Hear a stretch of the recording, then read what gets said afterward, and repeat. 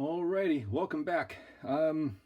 Doing something a little bit different for this video because I just finished the Poacher Mercedes build, and I just spent the past few days building boxes and crating it up, and I'm waiting for the shipping to happen.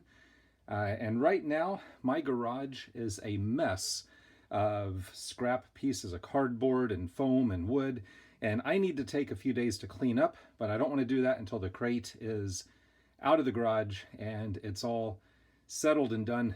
So while I'm waiting for that, I wanted to show off these two models. Now, I built both of these probably about 23 years ago. And we have a Kaman Huskie. I forget the scale of this. I want to say 1/32 maybe. But we'll talk about this in great detail here in a second. And I have I don't even remember, Bell 222? Yeah, 222. I think this is 1/48 scale. Now, when I built these, I wrote an article. Now, I actually made two of these. This one is detailed to match the model at the Dover Air Force Base Museum. And for any of you who saw the short that I put out a few weeks ago, I did another one of these that's motorized. Now, this one is perfectly detailed like the one in the museum. The one that's motorized is just standard kit build, but I put a motor in it. That one is still at the museum. This one is here with me. And again, I wrote an article about the Kaman Huskie and how to motorize it. And I sold that article to Fine Scale Modeler.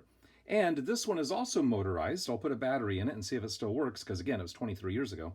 So I'll turn it on and see if it still works.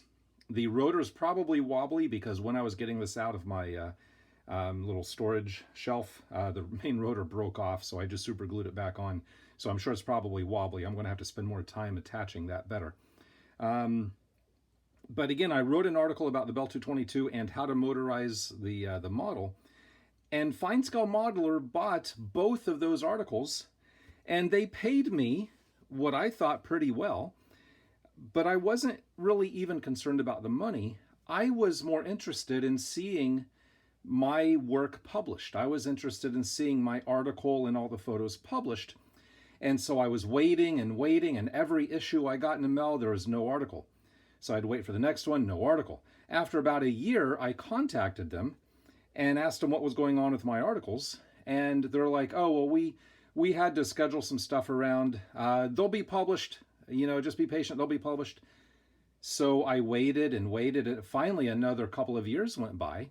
I contacted them again, and they said, well, we've gone through some management changes. We're not sure yet. We'll let you know. And then I waited a couple more years, and I contacted them back, and they just never responded. And I was very irritated that, they paid me, which is nice, but for me, seeing my work published was more important than the paycheck. So anyways, as far as I know, they have still never published either article in the past 23 years. It's kind of weird to me that they would pay me for them and then never publish them. But anyways, I'm over it now. If you couldn't tell, I'm not upset at all anymore. So let's get the Bell out of the way and let's take a look at the Kaman Huskie. Now this kit, like I said, I got the kit, and then I found out that the Air Force Base Museum in Dover, Delaware, had one of these on display. So I went to the museum, and I took photos, and made some sketches, took some measurements, and I found a detail set. I think the kit was about 30 bucks. I don't remember, but like I said, it was a long time ago. So I think the kit was about 30 bucks. The extra detail set was about 30 bucks. But I wanted this to look just like the one that was on display at the museum. So I've got the same tail number, the same markings. So I printed that decal. Same with the front, same tail number markings there. The screens up top here I tinted green, just like the one at the museum. I added the little cables in the back. I don't know how best to show that. But I added the little cables in the back. Now the detail set came with a photo etched part for here, and I apologize, I don't remember who made the detail set. I'm sure if you do a search for Kaman Huskie model detail set, I'm sure something will come up. But that also came with the searchlights and the bull horns on the front here, and I think also some interior stuff. There's a rotor brake handle that's kind of hard to see, but there were some interior details that were part of that kit as well. I made the screens. I cut out and installed the screens in the front, and that screen right there in the back. I cut that out of a piece of material and glued those in. Also, I made the bench seating in the back. This one on that side is folded up, and on the other side, the bench seating is down. And I made the, let me see if I can get a light on that. So there's a better view of the inside. I made that bench seating. I basically took some bandage tape out of a first aid kit, cut it into thin strips, stuck it down on a piece of plastic in the grid pattern. Trying to get the light on there without the glare. Kind of hard to see. And then painted it orange, peeled it off, made a frame out of brass tubing and brass wire, and just attached it all inside, just like it was on the real aircraft at the museum. Now on the kit, the rotor blades are geared together, so you can turn one and you can see how it meshes with the other one. For the motorized one, I basically took a hobby servo motor and modified it to turn continuously and just attached it to one of the shafts inside the cabin here. So the servo motor was inside, doors shut, and they actually have the power button connected to the door on the left-hand side. So if you go to the museum, you push the button on the door and you can just see these turn. Again, I put a video short up a few months ago showing it actually operating in the actual helicopter at the museum. So if you haven't seen that short yet, go back and take a look at that and you can see it actually moving. The back doors here, this one I need to reattach. That's kind of broken off. They do open and close, but the hinges are kind of fragile, so I just had it posed open, and again, that one's broken. But yeah, there's that one. And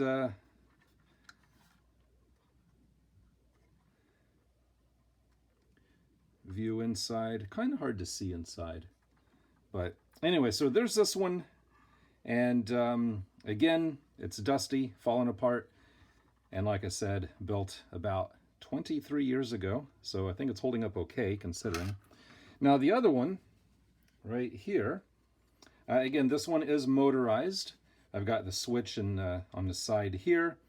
And the battery goes on the bottom. I just hollowed out the bottom to put a 9-volt battery. And I also put backlighting on the instrument panel, but it's impossible to see because when you turn it on, these are spinning around, and the only way to see the backlighting is to get your eyeball right down into there to look at it, and of course you're getting whacked in the face with the rotor blade, so you can't even see the backlighting in the instrument panel. But this is basically just built right from the kit using the kit decals. Probably airbrushed it with a cheap Tamiya airbrush, because I don't think 20 years ago I had a lot of tools. No, I didn't do any panel line washing on this. I kind of highlighted the screens. Definitely not my best work, but again, I keep saying this was a long time ago. The pilot's, or the left-hand pitot tube is broken off, so I need to kind of replace that somehow. But let me put a battery in this and see if it still works, and then we'll talk about how I motorized it, and then I'll show you how it's connected to the base. Just pop a battery in here. Not my best electrical work either. And that just wedges in, friction fit. All right, put it this way. All right, let's see if this battery's any good. So there's the main rotor. Tail rotor's not quite spinning. Let's see what's going on with that.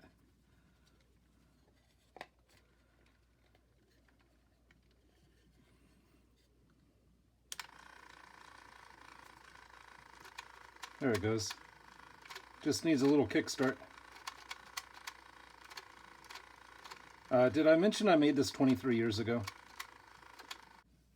Let's double up the voltage.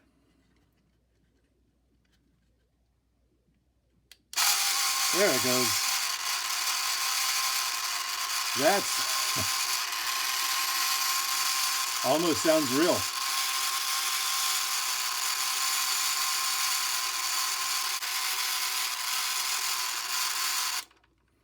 Yeah, that's that's a little bit more better. Let me see if I can see the backlighting on the windshield, or on the glare shield, I mean, instrument panel. Nope. I can't see the backlighting on instrument panel, but that's how it used to be with just one battery. So, so yeah, I think it just needs to be lubed somehow. Not quite sure how to do that because you'd have to take it apart.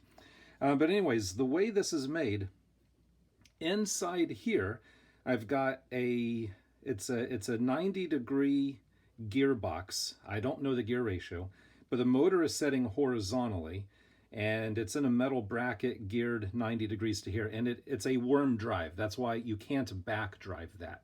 You cannot grab that and back drive it because it's a worm drive, which is why it's geared down quite a bit. Now this one, the motor for this is actually right in here, and there's a drive shaft going down the tail boom, and I use slot car gears, and you can kind of see right here where I had to kind of grind down the plastic to make a little bit extra room for the gears, and then I just filled that back in and painted over it. Didn't really do a good job of smoothing that out. But that's actually, again, a shaft drive using slot car gears. And that worked out pretty well. And that was about as best as I could figure out how to drive everything. And with the gearing, that spins a whole lot faster than that, which is true to life.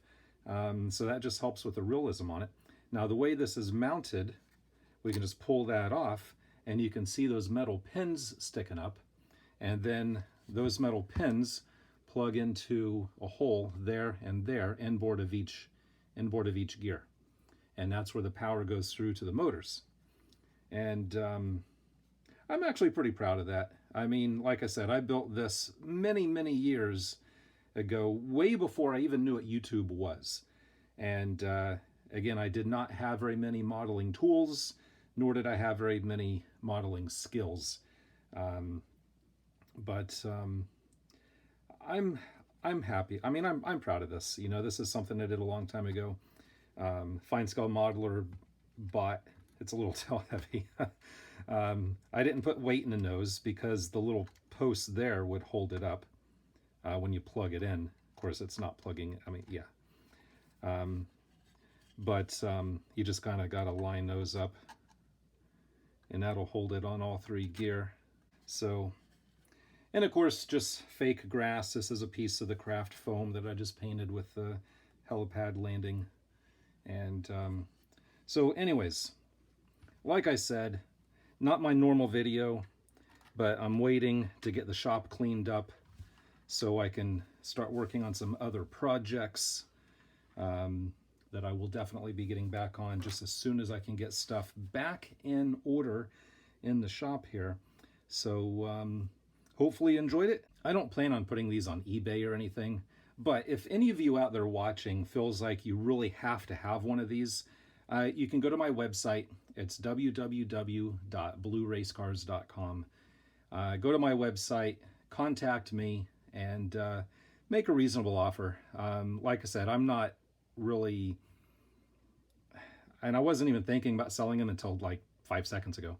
But if any of you out there feel like you have to have one of these, like I said, just contact me, make an offer. If it's reasonable, I'll box it up and ship it to you. Just keep in mind that when you get it, things will probably have broken off. You will more than likely have to reattach things because stuff like this is going to be extremely difficult to box up and ship somewhere without something getting broken. So just keep that in mind. But and if nobody wants it, then I'm perfectly happy with that. I am more than happy to keep these for myself. So anyways, with that, as always, thanks for watching.